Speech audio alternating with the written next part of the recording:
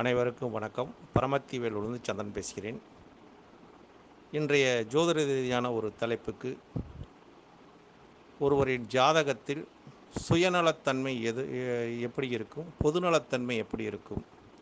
அதை அறிந்து கொண்டோமாவே, நம் வரும் வாடிக்கையாளருக்கு, அந்த வாடிக்கையாளருக்கு உண்டான ஒரு சிறப்பையும், அந்த ஜாதகத்தின் சிறப்பையும் தெரிந்து கொள்ள முடியும், அறிந்து கொள்ள முடியும். அதற்காக இந்த தலைப்பு. ஏன்னா, ஒவ்வொரு ஜோதிடருமே சுயநலத்தன்மையும், பொதுநலத்தன்மையும் நம் ஜாதக ரீதியாக தெரிந்து வைத்துக் கொள்வது மிக அவசியமாகும். அப்படி தெரிஞ்சு வச்சுக்கிறதுனால நமக்கு என்ன நன்மை அப்படின்னு பார்க்கும்போது, இந்த ஜாதகர் எதை நம்பி குடும்பத்தை காப்பாற்றுவார்?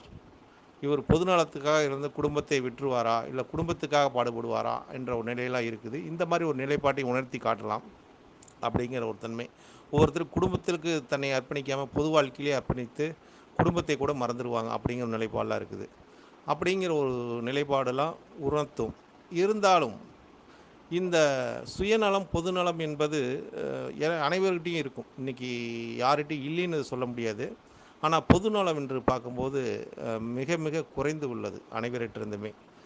சமூக சேவை என்பது இல்லாமல் இருக்கிறது. அப்படின்னா இதற்கு ஜாதக ரீதியாக, கிரக ரீதியாக நம்ம ஒரு ஆய்வு செய்தால் ஒரு சிறப்பாக இருக்கும் என்பதற்காக தான் நமது ஜோதிட குழுவில் இந்த கருத்தை, இந்த தலைப்பை, ஏன்னா எனக்கு எப்போ ஒரு மனதில் ஒரு கருத்து, தலைப்பு தோணினாலும் அதை நான் பதிவிட்டுருவேன். அது என்னோடய பழக்கம் அப்படிங்கிற தன்மை. இந்த கருத்தை நான் பதிவிட்டிருக்கிறேன். இது ஒரு தலைப்பாக பதிவிட்டிருக்கிறேன். அப்போ நம்மளோட சேவை மனப்பான்மை ஜாதகத்தில் எங்கே இருக்குது அப்படின்னா, எல்லாருக்கும் ஜாதகத்துக்கு 10ஆம் இடம் தான் கர்மஸ்தானம்.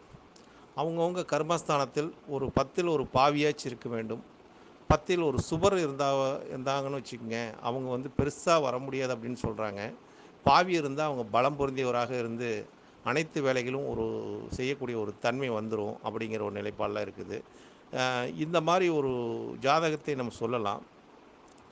இந்த மாதிரி ஒரு சமூக சேவை செய்யக்கூடிய ஒரு அமைப்பு எந்த மாதிரி ஜாதகத்தில் இருக்குது அப்படின்னு பார்த்தா, 10ஆம் இடத்தில் சுக்கிரன் தான் சமூக சேவைக்கு ஒரு உன்னதமான ஒரு கிரகமே. ஏன்னா காலதேவனுக்கு 2ஆம் இடத்தில் ஆட்சியும், 7ஆம் இடத்தில் ஆட்சியும், 12ஆம் இடத்தில் சயான சுகம் என்று சொல்லக்கூடிய இடத்துல மோட்சஸ்தானம் என்று சொல்லக்கூடிய இடத்தில் உச்சமும் பெறக்கூடிய ஒரு தன்மை, உழைப்பு என்ற ஒரு ஸ்தானத்தில் நீசம் பெறக்கூடிய ஒரு தன்மை, 6ஆம் இடம் உத்தியோகம், சர்வீஸ் அப்படிங்கிற ஒரு தன்மையில் நீசம் பெறக்கூடிய தன்மையாக இருக்குது.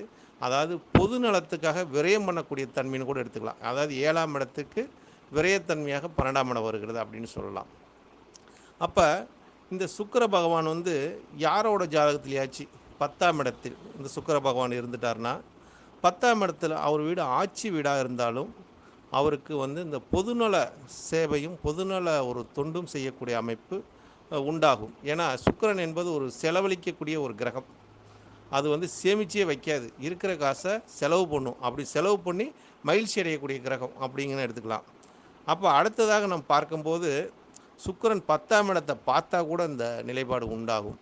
சுக்கிரன் இருந்து குரு பார்த்தாலும், சனி அந்த வீட்டை பார்த்தா கூட அவங்களுக்கு கூட அந்த பொதுநல சேவை செய்யக்கூடிய ஒரு மனப்பான்மை வந்துவிடும். அடுத்ததாக நம்ம மதிப்புக்குரிய திண்டுக்கல் அரியரசம் ஐயா சொல்லியிருந்தார், தர்ம திரிகோணம் சொல்லக்கூடிய அந்த 1, 5, 9. இந்த 1, 5, 9 வந்து புதன் பகவான் இருந்துட்டார்னா, ஏன்னா புதன் பகவானும் அவர் வந்து ஒரு சுப கிரகம்தான். அவருக்கும் அந்த, ஏன்னா ஒரு கைங்கிற ஒரு பாவத்துக்கு 3ஆம் இடத்துக்கு காலதேவனுக்கு 3ஆம் இடத்துக்கு கை என்ற ஒரு பாவத்துக்கு புதன் பகவான் கொடுப்பது நிலைக்கு வரக்கூடியது. சுக்கிர பகவான் 2ஆம் இடம் தனஸ்தானமாக வரக்கூடியது.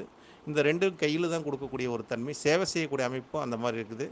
எல்லாம் இருந்தால் கூட அடுத்ததாக நம்ம என்ன ஒருத்தருக்கு சேவை செய்யக்கூடிய மனப்பான்மை மனம் வேணுமே. மனசு இருந்தால் தானே அவங்களுக்கு ஒரு நல்ல மனசா கெட்ட மனசா அப்படின்னு நம்ம கண்டுபிடிக்க முடியும். அப்போ 4ஆம் இடத்துல ராகு இருந்தாலும் சரி, சனி இருந்தாலும் சரி, செவ்வாய் இருந்தாலும் சரி, ஏன்னா இந்த மாதிரி பாவக்கிரகங்கள் 4ல் இருக்கும்போது அவங்களுக்கு எப்படி நல்ல மனசு வரும் செய்யறதுக்கு?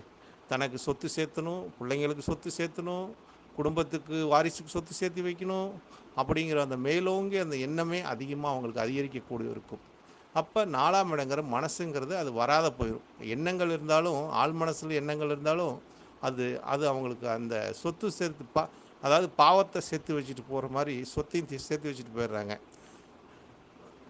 அப்போ இந்த தன்மையெல்லாம் இருக்குது. இதையும் நம்ம பார்க்க வேண்டும். அப்போ 4ஆம் இடம் ஒரு ஜாதகத்துக்கு சுபகிரகங்கள் இருந்தாலும் நல்லது. சுபகிரகம் பார்த்தாலும் நல்லது. அப்போ அது சொந்த வீடா இருக்கக்கூடாது. ஏன்னா சுபகிரகங்கள் சொந்த வீடு 4 இருந்து கேந்திராதிபதி தோஷம். சுபகிரகங்கள் அவங்களோட சொந்த வீட்டில அமரக்கூடாது அப்படிங்கிற ஒரு தன்மை. அதேமாரி சுக்கிரனும், சந்திரனும் 4 இருந்தா திக்பலங்கிறாங்க. அபரிவிதமான ஒரு பலனை கொடுக்குங்கிறாங்க. இதெல்லாம் வந்து ஜோதிட சாஸ்திரம் சொல்லப்பட்ட உண்மைகள் தான். அடுத்ததாக ஒருத்தருக்கு எந்த பாவங்கள் சப்போர்ட் பண்ணணும் அப்படின்னு பார்த்தீங்கன்னா 2ஆம் பாவங்க, 4ஆம் பாவம், 7ஆம் பாவம், 10ஆம் பாவம். 2ஆம் பாவம் தனபாவம். அப்போ பொருளாதார நிலையை உதவி செய்யணும்னா ஒருத்தருக்கு தனபாவம் நல்லா இருக்கணும் அப்படின்னு சொல்லும். தனபாவம் நல்லா இருந்தாலும் மனசு நல்லா இருக்கணும். அதனால தான் 4ஆம் இடத்து அதிபதி 2ஆம் இடத்துல வந்து உச்சம் பெறுகிறார். காலதேவனுக்கு 4ஆம் இடத்துல சந்திரன் ஆட்சி, அவரே 2ஆம் இடத்துல வந்து உச்சம் பெறுகிறார். ஆரோட சுக்கிரனோட வீட்டில. அப்போ சந்திரனும் சுக்கிரனும் வந்து நல்ல வலிமையோடு இருந்தால் அவங்களுக்கு சேவை செய்யும் மனப்பான்மை அதே அளவில் வந்துவிடும் அப்படிங்கிற ஒரு தன்மை. அடுத்தது 7ஆம் இடம் பொது தொடர்பை குறிக்கக்கூடிய இடம். பொது ஸ்தானமே 7ஆம் இடம் தான். அப்போ 7ஆம் இடமும் நல்லா இருக்கணும் அப்படிங்கிற ஒரு நிலை. 7ஆம் இடத்துல ஒரு ராகு கேது இருந்துட்டாவே அவங்களுக்கு அந்த சுயநல போக்கு வந்துவிடும் என்ற ஒன்று. ஏன்னா லக்கணத்தை பார்த்துருவாங்க. 7ஆம் இடத்துல இருக்கிற கிரகம் லக்கணத்தை பார்த்துரும். அப்போ அசுப தன்மையை ஏற்படுத்தக்கூடிய ஒரு தன்மை இருக்குதுன்னு வச்சுங்களேன். அப்போ 10ஆம் இடமும் சுபகிரகம் இருக்கணும். அப்போ சுபகிரகம் இருக்கும்போது இவங்களாம் பொதுநல சேவையில் தன்னை அர்ப்பணிச்சுக்குவாங்க. சுயநலம் இருக்காது அப்படிங்கிற ஒரு தன்மை இருக்குது. அப்போ 2ஆம் இடமும் 11ஆம் இடத்திலும் சுக்கிரன் இருந்தாலும் இவங்களுக்கு தர்ம காரியங்கள் செய்யக்கூடிய அமைப்பு வந்துடும். ஏன்னு கேட்டிங்கன்னா 2ஆம் இடத்துல இருக்கிற சுக்கிரனுக்கும் 11ஆம் இடத்துல இருக்கிற சுக்கிரனுக்கும் அவங்களுக்கு வந்து ஒரு ஆசைகள், அதாவது தர்மம் செய்வதிலே அவங்களுக்கு மனசு ரீதியான ஒரு ஆசைகள் உண்டாகி அந்த அது அவங்க வந்து ஒரு பொது தொடர்புகளுக்கு, பொது விசேஷங்களுக்கு இவங்க வந்து ஒரு சேவை செய்யக்கூடிய ஒரு மனப்பான்மை. அதே மாதிரி இவங்களாம் இந்த மாதிரி இருக்கிறவங்களாம் எனக்கு தெரிஞ்சு கல்யாண மண்டபம்லாம் கட்டி வச்சுருக்காங்க. கட்டி அதில் பெருசாக வாடகை வரலைனாலும் ஒரு பொதுவான ஒரு நிகழ்வுக்கு ஒரு பள்ளிக்கூடம் கட்டுறது, கல்யாண மண்டபம் கட்டுறது, ஒரு கல்யாணத்துக்கு பணம் கொடுக்குறது, இலவசம் பண்ணி கொடுக்குறது, இந்த மாதிரி ஒரு தன்னை வெளி உலகத்துக்கு அவங்க அறிமுகப்படுத்திக் கொள்வது, இந்த மாதிரி ஒரு சேவையில் அறிமுகப்படுத்திக்கிறாங்க நண்பர்களே. இந்த மாதிரி நம்ம ஒவ்வொரு நிகழ்வையும் ஜாதக ரீதியாக பாவ ரீதியாக நம்ம பார்த்து கொண்டு இருக்கலாம். இப்போ உதாரணத்துக்கு நம்ம ஜாதகத்தை பார்க்கும்போது நம் தலைவர்களாக எடுத்துக்கலாம். இப்போ தலைவர்னு சொல்லும்போது எனக்கு முதல் முதல் ஞாபகத்துக்கு வருகிறது பெருந்தலைவர் காமராஜ் அவர்கள் தான். ஏன்னா அவர் கடக லக்கினத்தில் பிறந்தார். 4ஆம் இடத்து அதிபதியாக வரக்கூடிய ஒரு ஆள்னு பார்த்தீங்கன்னா சுக்கிர பகவான். அவர் போய் கரெக்டாக வந்து சுக்கிர பகவான் வந்து 2லேயே இருக்கார். அந்த ஸ்தானத்துக்கு 11, 4க்கு 11 அப்படிங்கிற ஒரு ஸ்தானம். இவர் பாருங்கள் 2ஆம் இடத்துல சுக்கிரன் இருந்தாலும் இவர் எதையுமே வச்சுக்கல பாருங்கள். எல்லாமே 11ஆம் அதிபதி 2ல் இருக்கிறதுனால மக்களுக்கு பள்ளிக்கூடம் கட்டினார், திருமண மண்டபம் கட்டினார். அதே மாதிரி மக்களுக்கு இன்றைய வரைக்கும் என்ன தேவையோ அந்த குடிநீருக்கு உண்டான அணையை கட்டினார். இதுக்கெல்லாம் என்ன காரணம்னு பார்க்கும்போது அந்த 11ஆம் அதிபதி வரக்கூடிய சுக்கிர பகவான் 2ல் இருப்பது ஒரு மிகப்பெரிய இவருக்கு அந்த தர்மவான், பொதுநல சேவகத்தில் இவருக்கு மிஞ்சி ஆள் இல்லை அப்படின்னு சொல்லக்கூடிய தன்மை. அதே மாதிரி 7ஆம் இடத்தில் பொதுநலத்தை குறிக்கக்கூடிய சனி பகவான் 7ல் வக்கரம் பெற்று உக்கிர பலமாயிட்டார் அப்படிங்கிற ஒரு தன்மை.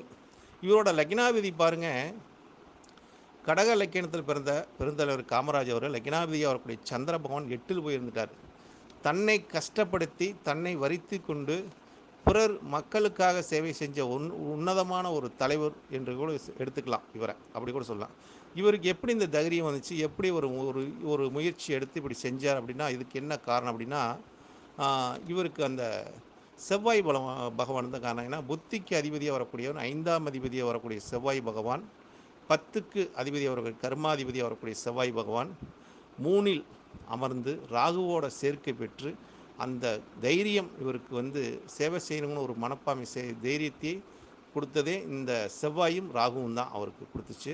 அதே மாதிரி அந்த குரு பகவான் பாக்கியத்திலேருந்து கேதுவோடு சேர்ந்து, அதாவது குருவும் கேது இருந்தால் கோடீஸ்வர யோகம்பாங்க.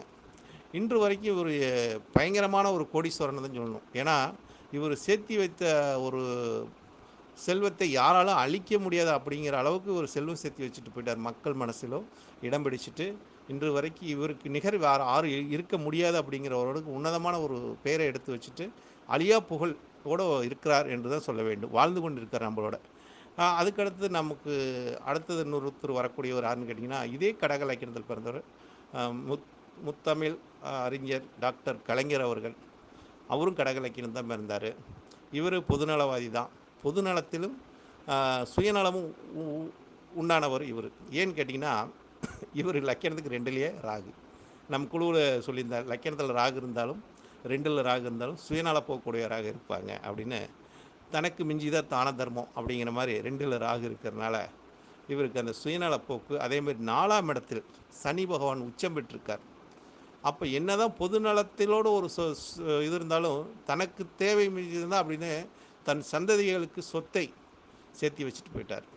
அப்போ சனி பகவான் நாளில் இவருக்கு உச்சம் பெற்றதுனால் இவருக்கு கலைஞர் அவர்களுக்கு 7ஆம் அதிபதியாக வரக்கூடிய அஷ்டமாதிபதியாக மறைமுகமான வழியில் சொத்து சேர்த்து உச்சம் பெற்ற சனி பகவான் நாளில் இருப்பதனால இவங்களுக்கு அழியா சொத்து மாதிரி அந்த சனி பகவான் கொடுப்பது யார் தடுப்பா அப்படிங்கிற மாதிரி இவருக்கு கொடுத்ததை யாரும் தடுக்க முடியாத அளவுக்கு இல்லீகலோட ரீகலாக சேர்த்து வச்சுட்டு போயிட்டார் அப்படிங்கிற ஒரு தன்மையும் இருக்குது. அதை எப்படி இவருக்கு இதெல்லாம் வந்துச்சு அப்படின்னு பார்த்தா 7ஆம் இடம் செவ்வாய் அவருக்கு உச்சம் பெற்றிருக்குது.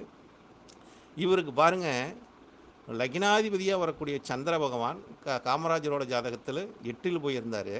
இவருக்கு போய் 11ல் இருந்துட்டார். அப்போ 11ஆம் இடங்கிறது பாதகஸ்தானம். அப்போ இவருக்கு ஒரு பாதகமான முறையில் சாதகத்தை உண்டாக்கிட்டார் அப்படிங்கிற ஒரு தன்மையும் அங்கே. ஏன் அப்படி இருந்ததுன்னா, சூரியனோட தனாதிபதி போய் 11ல் இருந்துட்டார். அப்போ தனாதிபதி போய் 11ல் இருக்கும்போது தனத்தை அதிகமாக தன் ஆசைக்கு அதிகமாக சேர்த்து வைத்து கொள்வார் அப்படிங்கிற ஒரு நிலைப்பாடு இவரோட ஜாதகத்தில் இருக்குது. இவரும் பொதுநலத்துக்காக மக்களுக்காக ஏழை மக்களுக்காக சிறு சிறு நிறைய இதெல்லாம் செஞ்சு வச்சுட்டு தான் போனார். இருந்தாலும் தனக்குங்கிற ஒரு சுயநலமும் இவர்கிட்ட இருந்துச்சு அப்படிங்கிறத இது ஒரு உதாரணம் தான். ஏன்னா இந்த அனுபவ ஜாதகங்களை நம்ம பார்க்கும்போது இதுக்குண்டான கருத்தை வழங்க முடியும். ஏன்னா ஒரு பொதுநலத்தில் ஒரு சுயநலம், சுயநலத்தில் ஒரு பொதுநலம் இவரோட ஜாதகம். ஆனால் காமராஜரோட ஒரு ஜாதகத்தை பார்க்கும்போது முழுக்க முழுக்க பொதுநலத்தை சார்ந்தே அவர் வாழ்ந்தார். பொதுநலத்துக்காக தன்னை அர்ப்பணித்தார் அப்படிங்கிற ஒரு வாழ்ந்த ஒரு தலைவர்கள் பற்றி பேசும்போது மிக சிறப்பு தான். இதெல்லாம் நம்ம ஜாதகத்தில் எடுக்கும்போது ஒரு 100% சரியாக தெரிகிறது. ஏன்னா அந்த 2ஆம் இடத்தில் சுக்கிரன் இருந்தாலும் 11ஆம் இடத்தில் சுக்கிரன் இருந்தாலும் இவங்கள் பொதுநல சேவை செய்யக்கூடிய மனிதர்களாக இருக்கக்கூடிய ஒரு தன்மை இருக்குது. அதே மாதிரி லக்கினத்தில் எந்த கிரகம் இல்லாமல் இருக்கிறது, லக்கினத்தை எந்த கிரகம் பார்க்காம இருப்பதும் இவங்களுக்கும் அந்த சேவை செய்கிற மனப்பான்மை வந்துடும். லக்கினத்தில் பாவகிரகம் இருந்தாலும் பாவகிரகம் பார்த்தாலும் சுயநல போக்கு வந்துடும். அதே மாதிரி ஒரு சென்னை ராம அவர் சொல்லியிருந்தார், சந்திரன் தான் காரணம், பொதுநலத்துக்கும் சந்திரன் தான் காரணம், சுயநலத்துக்கும் சந்திரன் தான் காரணம். அதாவது மனதை ஆளக்கூடியவர் சந்திரன் ஒன்று தான். நம் மனதில் என்ன ஆகணும்னு நினைக்கிறோமோ அதை தான் ஆக முடியும். நம்ம நல்லவனாக இருக்குன்னா நல்லவனாக இருப்பான், கெட்டவனாக இருக்கணும் கெட்டவனாக இருப்பான். ரெண்டும் கலந்த கலவியாக இருக்குன்னா ரெண்டும் கலந்த கலவியாக இருப்பாங்க. அப்படிங்கிற மாதிரி 4ஆம் இடங்கிற மனசுங்கிற ஒரு காரணம் இருக்குது. அதே மாதிரி 5ஆம் இடம் ஒருத்தருக்கு ஆழ்மனம் என்று சொல்லக்கூடிய புத்திஸ்தானம். அந்த ஸ்தானத்தில் ஒரு சுபகிரகம் இருப்பது, சுபகிரகம் பார்ப்பது, 5ஆம் அதிபதி 5ஆம் இடத்தில் இருப்பது இவங்களுக்கெல்லாம் ஒரு பொதுநல எண்ணமும் பொதுநல போக்கும் பொதுநல சிந்தனையும் தனக்கு மிஞ்சி தானங்களோட பிறருக்கு ஏதாச்சும் கொடுத்து செல்லலாம் அப்படிங்கிற எண்ணம் போக்கலாம் இந்த 5ஆம் இடம் கொடுத்து விடுங்க நண்பர்களே. அதே மாதிரி நம் பொருளாதார நிலையை பற்றி சொல்லக்கூடிய போது 2ஆம் பாவம், 6ஆம் பாவம், 10ஆம் பாவம், இரட்டைப்பட பாவம்லாம் பொருளாதார நிலையும், ஒத்தைப்பட பாவம்லாம் பொருளாதாரம் இல்லாமல் அதாவது குடும்ப நிலைக்கும் அதெல்லாம் சுயநலத்துக்கும் வச்சுக்கிற ஒரு தன்மையெலாம் இருக்குது. இதெல்லாம் மீறி இந்த கிரகங்கள் எதை செய்யுங்கிறது நம் ஒவ்வொரு ஜாதகத்தையும் அனுபவ ரீதியாக தான் பார்க்க முடியும். ஒரே இலக்கணத்தில் பிறந்தவங்க, ஒரே ராசியில் பிறந்தவங்க 2 விதமான தன்மைகளும் உண்டு. இதெல்லாம் நம் அந்த நேரத்தில் இந்த கிரகங்கள் என்ன சொல்கிறதோ அதை நம் வரும் வாடிக்கையாளருக்கு சொல்ல வேண்டும். அதே மாதிரி இந்த கிரகத்தை நம் எது பொதுநலத்துக்காக தன்னை அர்ப்பணிக்கணும்னு பார்த்தீங்கன்னா, இருக்கிற கிரகத்திலே சுக்கிர பகவான் பொதுநலத்துக்காக அர்ப்பணிக்கக்கூடிய தன்மையும், சுக்கிர பகவான் எதையும் சேர்த்து வச்சுட்டு போக மாட்டார், எல்லாத்தையும் செலவழிச்சிட்டு போகக்கூடிய தன்மை சுக்கிர பகவானுக்கு மட்டுமே உண்டு. மற்ற கிரகம் எல்லாமே அதுக்குண்டான ஒரு தன்மையை சேமித்து வைத்துக் கொள்கிறது. அதனால் சுக்கிர பகவான் ஒரு ஜாதகத்தில் 2ல் இருந்தாலும் சரி, 7ல் இருந்தாலும் சரி, 11ல் இருந்தாலும் சரி, இவங்களுக்கு லக்கணத்திலே இருந்தாலும் சரி, இவங்களுக்கெல்லாம் சேவை செய்ய மனப்பான்மை அதிகமாக இருக்கும். இதுக்கு இதே ராகுலாம் இந்த மாதிரி இடத்துல இருந்தாலும், சனி இருந்தாலும் அவங்களுக்கு அந்த செலவு செய்யக்கூடிய மனப்பான்மை வராது. சனியெலாம் 2ல் இருந்தான்னா அவர் காசை அவர் சேர்த்து வச்சுக்கிட்டே இருப்பார். கஞ்சத்தனம்னு சொல்லுவாங்க. சம்பாரித்த பணத்தை செலவழிக்க மாட்டார் அப்படிங்கிற ஒரு தன்மை. ஒரு பொதுநலை சேவகத்தில் ஒரு உன்னதமான கிரகமாக சுக்கிர பகவான் விளங்குகிறார் நண்பர்களே என்ற ஒரு கருத்தை முன்வைக்கிறேன். இது என்னோட அனுபவத்திலும் நான் உணர்ந்த நிலைப்பாட்டையும் தான் இங்கே சொல்லியிருக்கிறேன். இதுக்கு நீங்கள் ஆப்போசிட் கருத்தும் சொல்லலாம். இது சரியாக இருந்தாலும் ஏற்றுக்கலாம், சரியில்லைனாலும் உங்களோட கருத்தையும் பதிவிடலாம். ஏன்னா ஒவ்வொரு ஜோதிடருமே தங்களோட கருத்தை பரிமாறிக்கொள்ளும்போது நமக்குள்ள ஒரு கருத்து உதயமாகவும் எது சரி எது தவறு என்று நாம் உணர்ந்து கொள்ள முடியும். அதற்காக தான் இந்த ஜோதிட ரீதியான ஒரு தலைப்பு. இந்த தலைப்புக்கு பதிவு போட்ட அனைவருக்கும் என் நெஞ்சார்ந்த நன்றிகள். வாழ்க வளமுடன். பிரபத்திவேல் உளுந்து சந்திரன். மீண்டும் ஒரு தலைப்பில் சந்திப்போம் நண்பர்களே. வாழ்க வளமுடன்.